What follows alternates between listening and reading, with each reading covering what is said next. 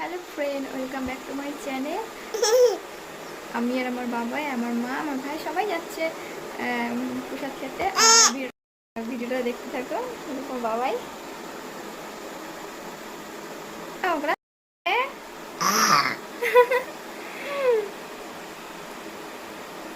বাবা বলো, উদু উদু দেখো বাবা বলো বাবা। আমার মা এখন তালা দিচ্ছে। আমি আর আমার বাবাই দাঁড়িয়ে আছি রাস্তায়। রাস্তা কি অন্ধকার।